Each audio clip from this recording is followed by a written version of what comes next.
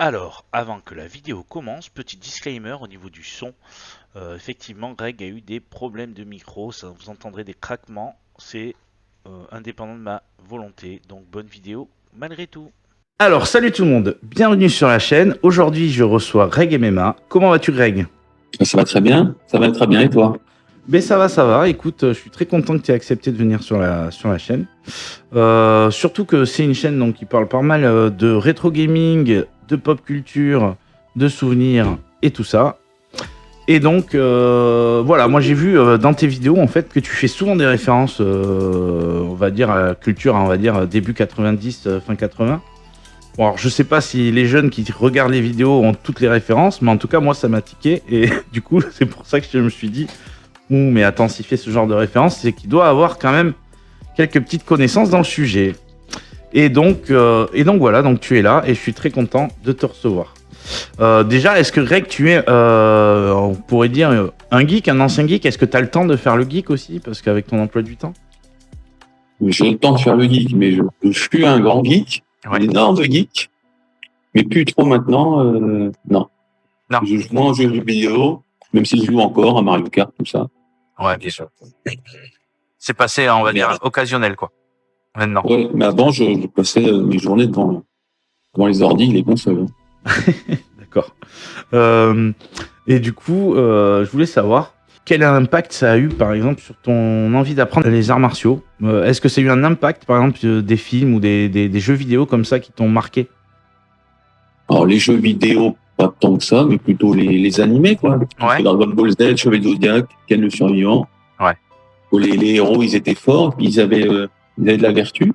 Bien sûr. Ils sauvaient la veuve et l'orphelin, donc bon, c'est des valeurs qui me parlent, et voilà, je voulais ressembler à ces gens-là. Ok, mais c'est tout à ton honneur. Franchement, c'est vrai que c'est des animés qui sont super sympas. Moi, je me rappelle que on était obligé de regarder Sailor Moon avant de pouvoir avoir notre épisode de DBZ.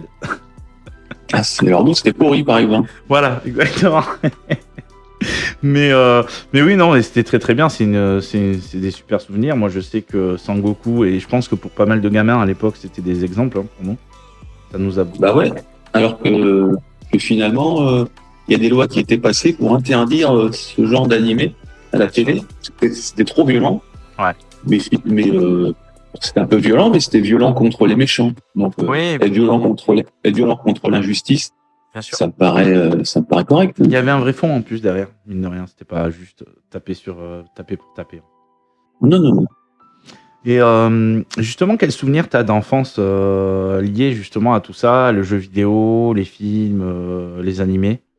Voilà, est-ce que t'avais des genre, tu vois, surtout quand on est gamin, c'est là hein, qu'on se forge le plus de souvenirs dans ces trucs-là, quoi. J'y jouais tellement que je pouvais me lever le matin et passer tout le dimanche. Donc, je pouvais passer 10 heures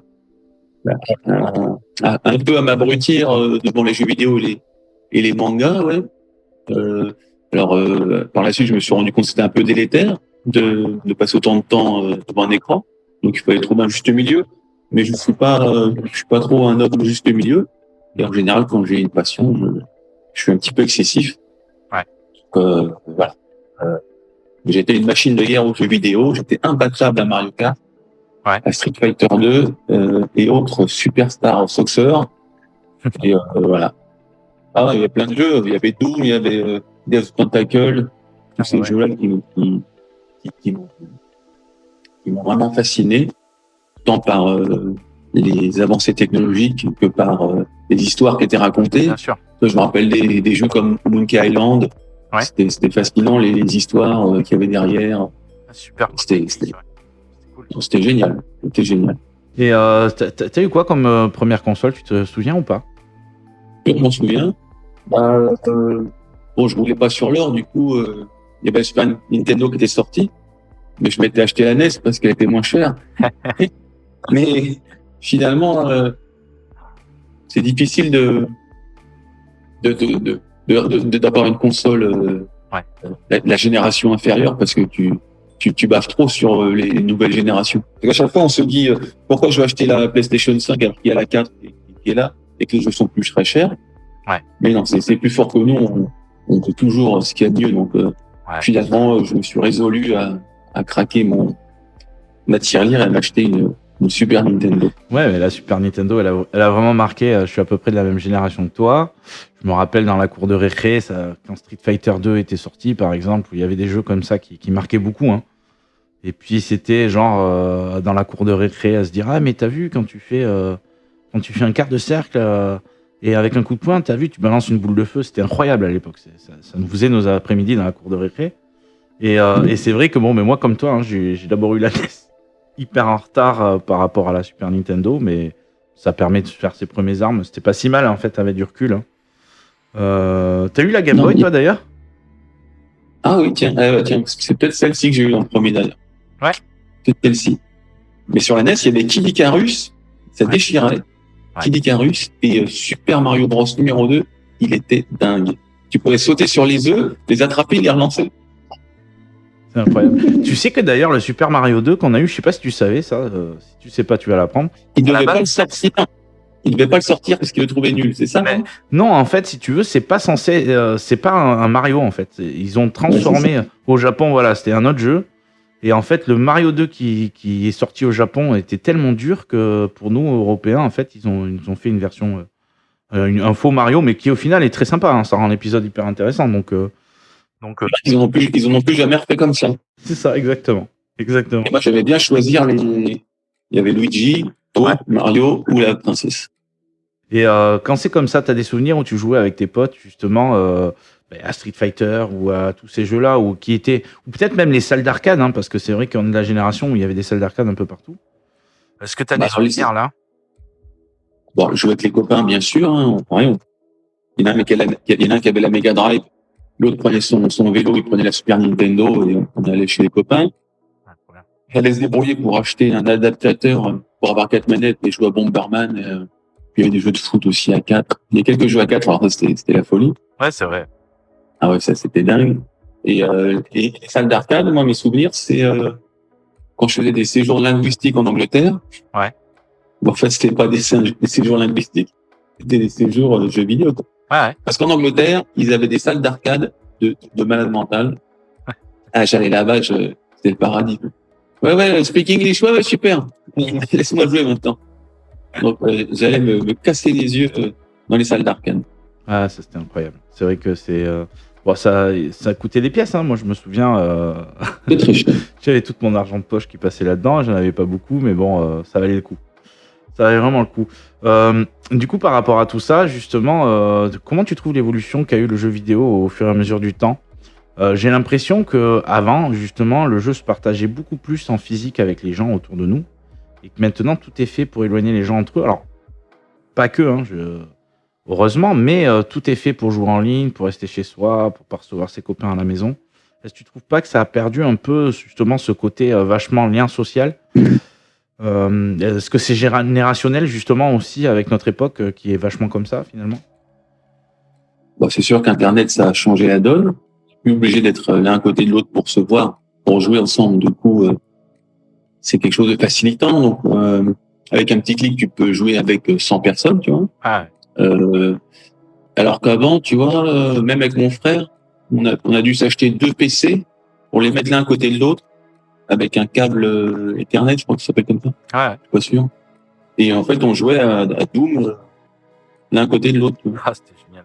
Ouais. Et ça pouvait rendre fou. Mais ce qui a vraiment changé avec les jeux vidéo, c'est la difficulté la prise en main des jeux. Ouais. Je me rappelle qu'avec 2 boutons et 2 indications, tu pouvais t'amuser rapidement. Ouais, Alors que maintenant, t'as les doigts comme ça sur la manette et on dirait 2 araignées.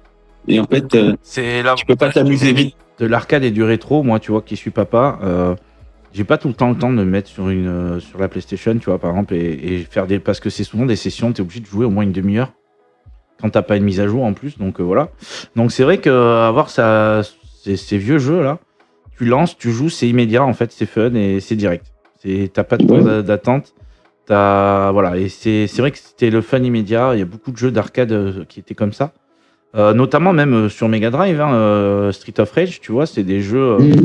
t'étais tout con, t'avançais dans la rue, tu tabassais les punks, et puis, mais voilà, c'était immédiat, et c'est vrai que maintenant, des fois, ça a perdu un peu de ça. Les jeux deviennent de plus en plus compliqués. On a évolué, je pense, aussi avec les jeux vidéo, parce que ce qu'on trouve compliqué, enfin, c'est plus vraiment compliqué pour nous, en fait. On dit que c'est compliqué, mais on s'est tous habitués à jouer en 3D, alors que je pense qu'à l'époque, on aurait trouvé ça impossible de devoir diriger tous les axes comme ça, que ce soit sur des FPS ou quoi, alors que maintenant, finalement, c'est assez inné. Je les vois, les gamins, ils sont là avec la souris, le clavier, oh, c'est balèze. Alors que tu vois qu'on les vieux comme nous, on a tendance à critiquer les jeunes générations, on dit qu'ils sont dans l'instantanéité, alors que là, t'as vu, on dit le contraire. Ouais, là, ils doivent avoir un travail en amont pour comprendre un jeu vidéo. Bien sûr. Et là, on s'en plaint un petit peu, tu vois. Ouais, non. Bon, après, je m'en plains pas. Je pense que la génération avance. Chaque génération c'était mieux avant, de toute façon. Et je pense que eux, quand ils seront plus vieux, ils diront que c'était mieux avant aussi. C'est con, mais est-ce que c'était vraiment mieux avant? Je suis pas sûr, mais. L'Atari 2600, c'était pas mieux avant. Ça, c'est clair. C'était claqué, hein. Ça, on est d'accord. Bon, alors, trêve de ça. Je voudrais en parler quand même, parce que tu as quand même un sacré succès sur Internet, notamment sur la chaîne Karaté Bushido, où tu officies en tant qu'on va dire présentateur. Des fois souffre-douleur, des fois non, mais combattant, hein, vraiment, avec une expertise qui est quand même, je trouve, assez minutieuse, beaucoup de bienveillance. Ça, c'est ce qui est super intéressant. Et je pense que c'est beaucoup à cause de ça, je dirais même que les gens apprécient autant la chaîne et qui t'apprécient à toi, hein.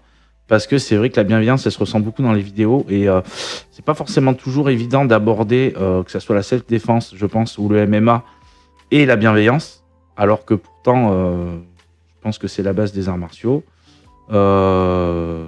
Voilà. Et justement, comment gères-tu ce succès-là?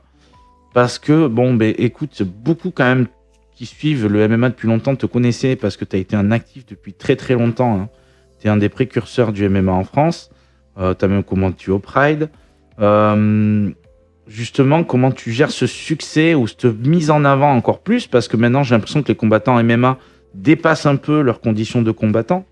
Vraiment, hein, il y a une starification, c'est ce que on disait en off tout à l'heure du MMA. Alors, moi, je trouve assez positive en soi. Comment gères-tu tout ça?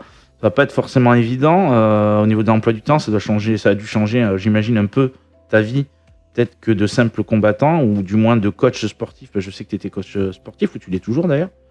Comment gères-tu tout ça? Ça va pas être forcément évident à gérer tous les jours, j'imagine.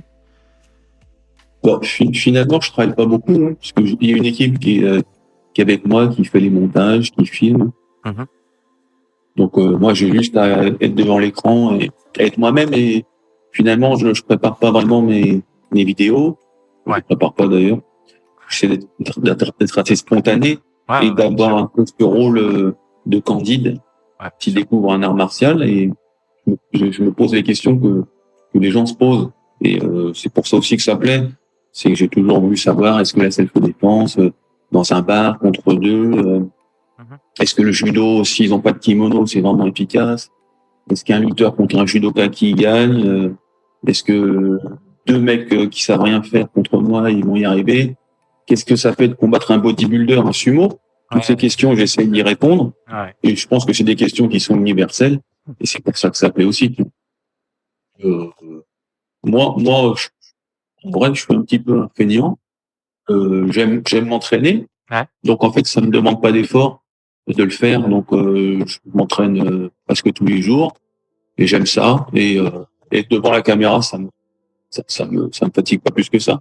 Puis combattre, j'aime bien. Donc, finalement, je sais plus qui disait ça, mais je crois que c'était qui celui-là. Je sais plus, mais ça me revenir, mais il disait bon, en gros, trouve un métier qui te plaît, et tu n'auras jamais à travailler de ta vie. Ouais. C'est un stoïcien, ça, un truc comme ça.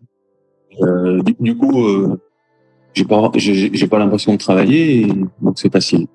Ouais, ok, d'accord. Bon, mais ça, déjà, c'est bien. Et justement, comment gères-tu est-ce que tu t'as senti une différence depuis quelque temps là, notamment sur les réseaux sociaux, mais même peut-être dans la rue, je vois que de plus en plus de gens, j'imagine, te reconnaissent. Et du coup, tu dois être vachement sollicité, que ça soit pour parler de MMA ou même parce que je sais que tu donnes des cours aussi si je dis pas de bêtises. Est-ce que justement, tu as vu des élèves, ça a augmenté? Est-ce que tu es obligé de refuser du monde? C'est des trucs qu'on voit pas forcément, ça, et qui sont dans la vraie vie, quoi, du coup. Ou ça va encore, justement. Bon, après, qu'on me reconnaisse, c'est bien, si c'est bienveillant, donc tant mieux. Hein. Ouais, bien sûr. C'est sûr, si on te reconnaît que t'es un violeur d'enfants, c'est très cool. Et moi, les gens m'aiment bien, donc puis après, moi, je leur rends avec grand plaisir. C'est pas puis la grosse tête, si tu l'as pas eu à 45 ans, Ouais. c'est pas maintenant que je vais l'avoir. Donc, C'est sûr. quelqu'un comme les autres, hein, je fais un truc qui plaît, tant mieux, j'ai de la chance. Mais je suis pas Superman et j'ai pas inventé un vaccin contre le cancer. Donc, faut redescendre sur Terre. Donc, moi, ça change pas grand-chose. Ça fait plaisir toujours, et puis voilà. Et concernant la starification des jeunes qui font le MMA, c'est très bien. Écoute, ils peuvent prendre des sponsors, ils peuvent être reconnus à leur juste valeur, parce que c'est comme un des sports les plus durs au monde. Peut-être le plus dur au monde même, du point de vue technique. Même si c'est sûr que la boxe anglaise, la boxe thaï, c'est plus dur. Ça fait plus mal. C'est différent. Et le MMA, ça englobe tellement de principes techniques et physiologiques que ça rend la chose très compliquée et très difficile à mettre en œuvre. Ouais. Les grands combattants ont une intelligence pugilistique remarquable. Mais c'est ce que j'ai remarqué, c'est notamment, je pense, le grappling, hein, qui est physiquement, au niveau du cardio, pour en avoir fait, c'est horrible. C'est horrible. C'est-à-dire que c'est comme tout, c'est un entraînement, il faut savoir s'économiser, il faut savoir... Voilà. Et donc, gérer la boxe pied-point derrière, c'est vraiment, c'est être un athlète complet. C'est ce qui est intéressant, je pense, c'est ce qui intéresse les gens au MMA, en tout cas. Enfin, j'imagine. Concernant c'est difficile de comparer les différents sports. Pose le MMA parce qu'en fait, un bon boxeur, il va pouvoir tenir 12 rounds sans se fatiguer. Ouais. Si tu lui dis de faire du grappling, il va être rincé. Et inversement, un bon grappleur, il va savoir s'économiser. Et si tu vas lui demander de boxer, il va être en apnée très vite. Il va avoir peur des coups et il ne saura pas quel muscle relâcher, quel muscle contracter. Donc, chaque fois que tu vas dans une autre discipline, tu sors de ta zone de confort. C'est ce qui rend la discipline passionnante, justement. Essayer d'amener l'adversaire dans sa zone de d'inconfort. Ouais. Et du coup, c'est quoi ton meilleur souvenir sur Karate Bushido comme film, justement, enfin comme tournage, je veux dire? Est-ce que tu as un tournage qui t'a marqué plus que d'autres? Voilà, ou est-ce que tu as un tournage que tu aimerais faire, justement, avec Karate Bushido, qui arrive peut-être, tu peux peut-être pas en parler aussi, mais est-ce que tu as des trucs comme ça qui t'ont marqué vraiment? Bon souvenir, je pense que c'est les rigolades avec les invités, et ça, c'est toujours sympathique. Ouais. Je rencontre des jeunes et moins jeunes d'ailleurs. Et une relation humaine, donc il y en a beaucoup qui ont été très gentils. Après, marquant, c'est sûr qu'avec le Major Gérald, c'était marquant parce que j'allais à la Légion étrangère. Ouais. J'avais pris le train, j'étais loin et ça fait peur. Poussé à bout là en plus, je me rappelle. Ouais.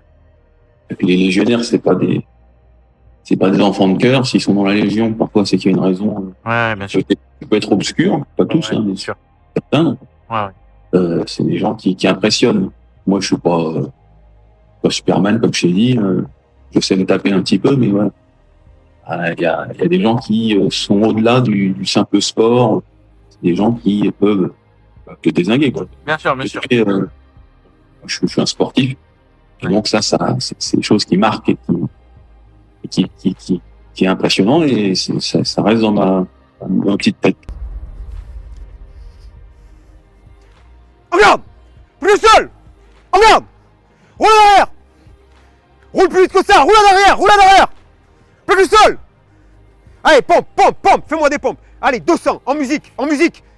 Il était une fois. La musique, c'est compter, espèce de brêle! 1, 2, 3! En garde! Plus le sol! En garde! Roule en avant! Roule en arrière.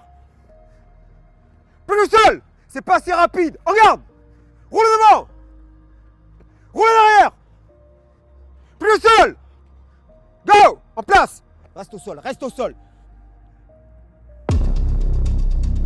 Main dans le dos, main dans le dos, main dans le dos. Main dans le dos. Main dans le dos. Attention, lui faites pas mal.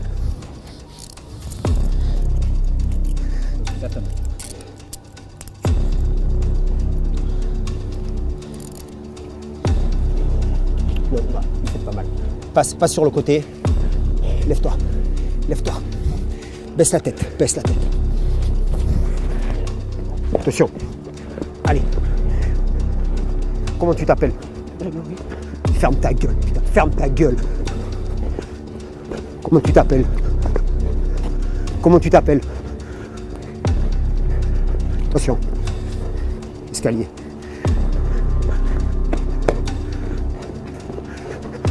Allez. Au sol, au sol, au sol, au sol. Couche-toi, couche-toi, couche-toi, allongé, allongé. Si jamais tu bouges, il y a quelqu'un qui est dehors qui te flingue. T'as compris? T'as compris? Moi, il y a un tournage que j'ai trouvé hyper original que vous aviez fait. C'était avec le. Je me rappelle plus de son nom, qui grimpe dans les arbres là. Il saute partout comme ça. Oui. Et c'était hyper intéressant comme vidéo parce que justement, ça sortait un peu de contexte habituel. Et puis voilà. Et puis en plus, sur la partie sparring, il était pas trop dégueu, j'avais l'impression. Il s'en sortait pas si mal pour quelqu'un qui avait jamais combattu vraiment. Ouais. Léo Urban qui fait des trucs assez voilà, c'est fous. ça. Très très impressionnant, mais il est un peu barjot aussi. Hein, parce que parfois il saute d'arbre en arbre à 20 mètres du sol. S'il se loupe, il est mort. Ouais. Donc, il est un petit peu fou. Et en sparring, ça nous montre aussi que même un débutant, parfois, il peut être très bon. Parce qu'il y a des instincts dans l'homme. Il y en a qui l'ont pas. Hein, c'est comme les mathématiques. Hein. T'auras beau apprendre à mort, même Einstein, il va arriver, il va te casser en deux. Ah, bien Alors qu'il aura pris deux formules, tu vois. Ouais. Donc il y a des gens qui sont doués, d'autres qui le sont pas. Et le sport de combat ne font pas exception à la règle. Ouais. Ok, mais écoute, c'était sympa. Oui, d'ailleurs, si demain on te proposait un film, ou déjà, parce que j'ai vu que tu avais fait, alors je sais pas, parce que c'est quelque chose, je sais pas si c'est quelque chose de notoriété publique, mais j'ai vu que tu avais fait du court-métrage, je crois, déjà, si je dis pas de bêtises. Ou comme ça, puisque ça apparaît quand on cherche un peu des infos sur toi. Oh Ouais. Ah bah des petits courts-métrages, ouais. Ouais. Enfin, je m'en souviens plus, mais il doit y en avoir 5-6. Et justement, est-ce que tu aimerais faire du cinéma, ou alors tu t'en fous, ou justement, est-ce que tu aimerais, et qu'est-ce que tu aimerais faire comme style de film? Bah, logiquement, si tout se déroule bien, on peut peut-être faire un film avec Jean-Claude Van Damme. Combien? C'est dans les, voilà, on en discute, tout ça. Ouais. Donc c'est cool. Après, le cinéma, ça fait toujours rêver. Le fait de se mettre en scène et de voir un beau résultat, ça doit être assez impressionnant. Ouais. Quand on connaît l'envers du décor, Bien sûr. les mois de travail pour faire un film, Bien sûr. et tu refais les scènes plusieurs fois, et à la fin on montre ce qu'il y a de plus beau et ça fait quelque chose de grandiose. Ça va être génial, quoi. Ouais. Donc, et tu vois qu'à l'inverse, les acteurs de cinéma, ils admirent beaucoup ceux qui font les sports de combat parce que ils font les choses pour de vrai. Et ça les fascine aussi. Donc, c'est deux domaines qui se regardent l'un l'autre en espérant pouvoir faire ce que l'autre fait. Bien sûr. Alors que ce que chacun fait est admirable. Mais oui, je pense que un jour je arriverai. Enfin, un jour je mettrai les pieds dedans et puis voilà. Ok, mais ça c'est bon à savoir déjà l'info du film avec Van Damme, c'est sympa. D'ailleurs, ça va arriver une vidéo avec lui sur Karate Bushido ou c'est pas prévu du tout et Ou tu peux pas Non, en parler. c'est possible. C'est Ouais. possible. Si. Bon, on va voir hein, si on arrive à sympathiser. Il y aura peut-être moyen, mais après Jean-Claude, il va pas se battre, hein, ça c'est sûr. Non. Mais nous apprendre des coups de pied, ces techniques de souplesse et tout. Ça reste un bel athlète avec très belle forme physique et une super technique. Donc, on a toujours des choses à apprendre de tout le monde. Ouais. Et voilà, Jean-Claude, c'est pas qu'un acteur, c'est aussi un combattant qui a fait des combats aussi, qui a eu une certaine réussite. Donc, s'il vient, il serait tout à fait crédible, tu vois, dans ce rôle. Ouais, carrément. Bien sûr. Et justement, c'est quoi ton film d'arts martiaux préféré? Est-ce que tu en as un déjà, film d'arts martiaux préféré? Et si oui, lequel? D'arts martiaux purs, bon, j'ai été beaucoup marqué par les films de Jackie Chan, moi. Ouais. Les Police Story, tout ça, ils sont vraiment fantastiques. Ouais. Tigre et Dragon, c'est qui m'a beaucoup marqué. Et le reste, non. J'ai pas de Drunk Master qui était souvenir marquant. Lequel tu dis? Drunk Master avec Jackie Chan, où il fait la technique de l'homme bourré. Oui, oui. Je crois que c'est Drunk Master. Mais alors, oui, c'est ça. Mais je crois que les scénarios étaient tellement, bof que ça gâchait tout. Oui, c'est vrai. Alors que les Police Story, les histoires sont sympathiques. Tu vois. C'est vrai. Non, je suis allé voir John Wick l'autre fois, le 4. Ah ouais. Tu vois, les scènes d'action sont remarquables. Ouais. Et c'est très très bien filmé. Donc c'était beau à voir. Et c'est vrai que Matrix, je sais pas si Matrix, on peut dire que c'est un film d'arts martiaux. Non, mais à l'époque, il a marqué ce film. Oui. On peut dire que ça a marqué. Fight Club, est-ce que Fight Club est un film d'art martial? Pas sûr non plus, mais bon. Non, mais il y a quelque chose de vrai dans ces films-là. Comme d'ailleurs, je sais pas si tu avais vu, alors parce que plus personne connaît ça. C'était les premiers, on va dire, films avec des bastons, on va dire, dans la rue ou des combats un peu illégaux. C'est Dur Dourdingue avec Clint Eastwood. Où tu voyais que d'ailleurs il avait un orang-outan, moi je sais, ça m'a marqué ça, et puis donc il faisait des bastons un peu en mode illégal, il y avait tout le monde en cercle et ça faisait un peu du Burt Knuckle quoi en fait, hein, et voilà, c'était un film avec voilà, si t'as jamais vu ces films là, c'était sympa. C'était très à l'ancienne après, hein. Si tu avais une console de jeux vidéo ou déjà ta préférée, ça serait laquelle? Toutes consoles confondues. Hein. Et pareil, le jeu vidéo, toutes consoles confondues, préférées. Bah, factuellement, c'est pas la meilleure, mais bon, c'est la Super Nintendo. C'est la meilleure parce que c'est celle avec qui j'ai les meilleurs souvenirs. Ah, là, tu vas faire plaisir à un pote à moi qui s'appelle Edge et qui fait du MMA d'ailleurs. Je pense qu'il aurait aimé être là avec moi et voilà, je lui fais le coucou. Ok, très bien. Super Nintendo, du coup. Oui, bah, comme je dis, c'est pas la meilleure, mais quoique, parce que c'est pas vraiment la qualité, c'est pas vraiment la puissance de la console qui compte, la qualité de ces jeux. Ouais. Et les jeux étaient vraiment fous. Hein. Donc, tu vois, un Zelda 3, c'est magnifique. Mario Kart, pareil. Et bien sûr, Street Fighter 2. Hein. Et Street Fighter 2, c'était encore mieux sur la PlayStation. Oui, je sais plus laquelle. Mais la Street Fighter Alpha, il était super. Ouais, super. C'est vrai. Et du coup, jeu vidéo préféré? Ça, c'est dur, hein. Non, c'est pas dur, c'est Mario Kart. Hein.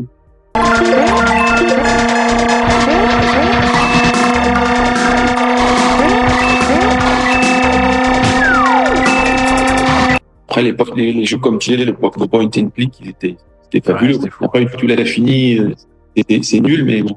C'est pas que Day of the Tentacle, il était excellent. D'ailleurs, ils avaient très drôle. Un remake de ce jeu de Day of the Tentacle, je sais pas si tu y avais joué, et c'était agréable du coup de le refaire. Voilà. Donc tu sauras. D'ailleurs, comment vois-tu ton avenir? Déjà, tu as écrit un livre, c'est assez rare, pas tout le monde fait ça, tu vois.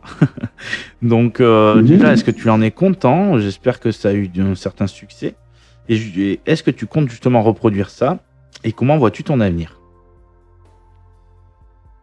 Bah, le livre, il est sympathique. Écoute, il était coécrit par Guillaume Morel. Et c'est un livre accessible qui retranscrit un peu l'univers de Karaté Bushido. les vidéos que je fais dessus. Il y a un aspect martial également qui est mis en avant, une côté biographique Bien sûr. qui peut être intéressant pour les gens qui veulent en savoir un peu plus sur moi. Donc j'en suis plutôt content, hein. C'est un bel ouvrage, une belle photo, tout ça.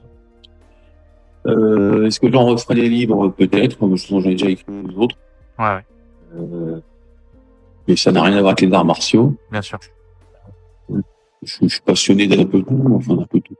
Bien sûr. De philosophie, de la vie en général. Je trouve qu'il y a beaucoup de choses à voir, pas se cantonner à un seul aspect de la vie, mais essayer de prendre l'ensemble, tu vois. Mais je pense que si on se résume à une seule chose, c'est un petit peu dommage.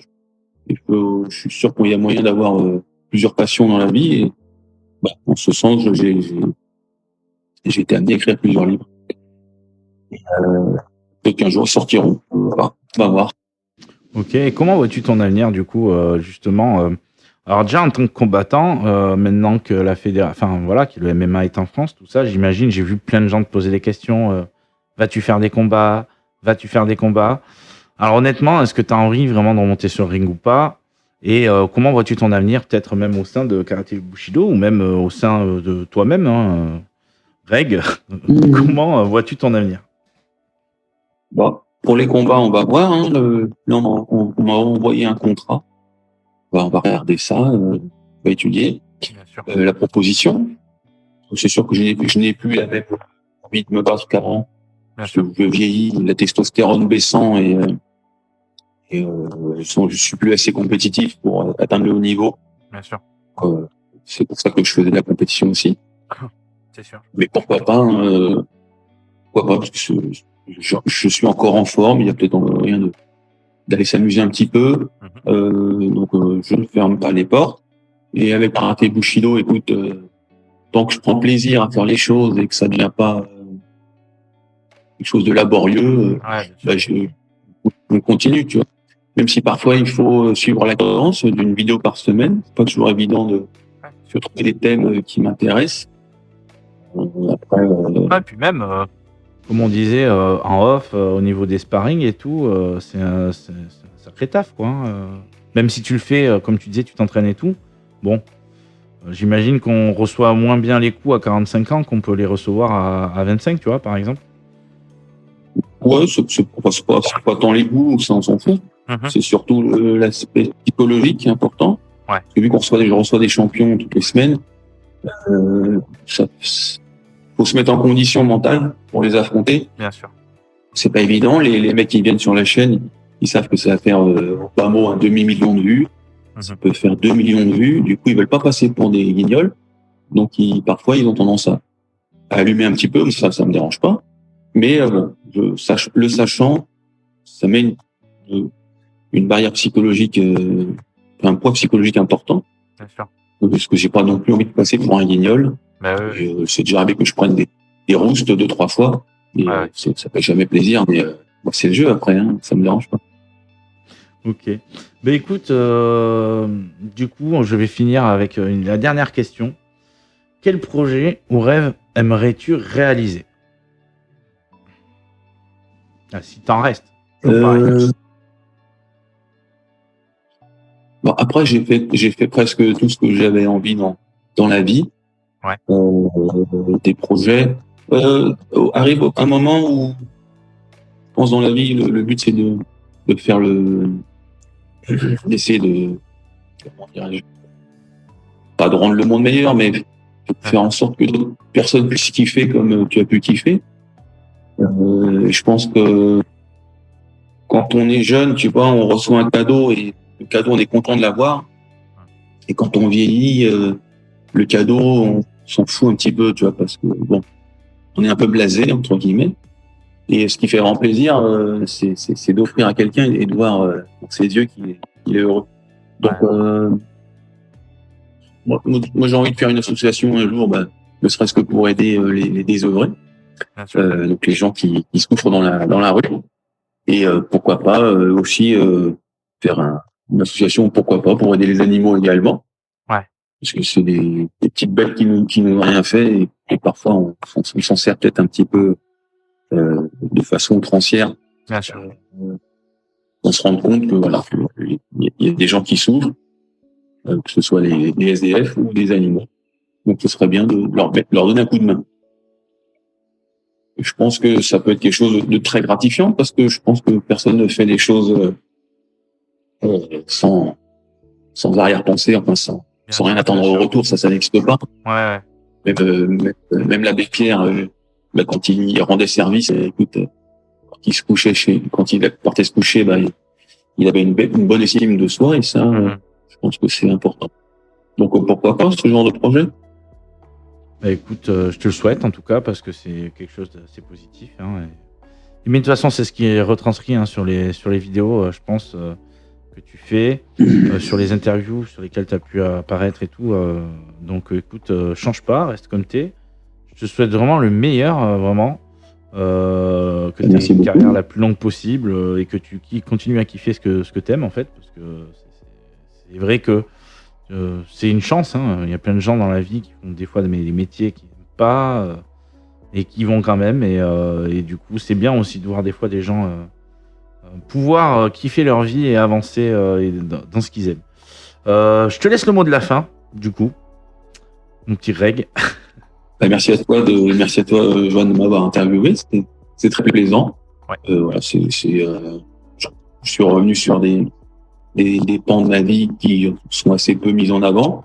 Et ça m'a rappelé des bons souvenirs. Hein. Donc là, je vais aller m'entraîner. Peut-être qu'après, je jouerai à nouveau avec un Mario Kart avec ma compagne, parce que cette coquine, elle est très douée. Et hier, elle m'a battu, donc t'as la haine. c'est là en travers de la gorge. D'ailleurs, ton personnage préféré dans Mario Kart, c'est qui? Tu prends qui? Dans Mario Kart, normalement, dans Super Mario, je prenais Bowser dans la Super Nintendo. Ouais. Et là, sur la Wii, je prends Bowser Junior. Ok, d'accord. Ok. Bon, moi, S'il y a mieux, il faut me le dire. Hein. Non. Yoshi? Ouais, moi je suis Team Yoshi, ouais. Ah, mais non, mais tu rigoles ou quoi? Yoshi, il avance pas, il se traîne. Non. Il accélère vite, mais après, il a une pointe de vitesse de... Il m'a énervé. Tiens, coupez-moi ça. Coupez-moi ça, c'est pas merde, regardez pas cette vidéo. Bon, écoute, merci beaucoup Greg en tout cas, et merci pour le temps que tu m'as accordé. Et puis n'hésitez pas à vous abonner à la chaîne, à laisser un commentaire, un petit coucou à Greg. Allez vous abonner à la chaîne Karaté Bushido, même si à mon avis vous êtes beaucoup plus abonnés à la chaîne qu'à la mienne, mais on sait jamais, je mettrai les liens dans la description. Merci Greg, et puis à la prochaine tout le monde. Bye. Merci à toi. Salut. À bientôt.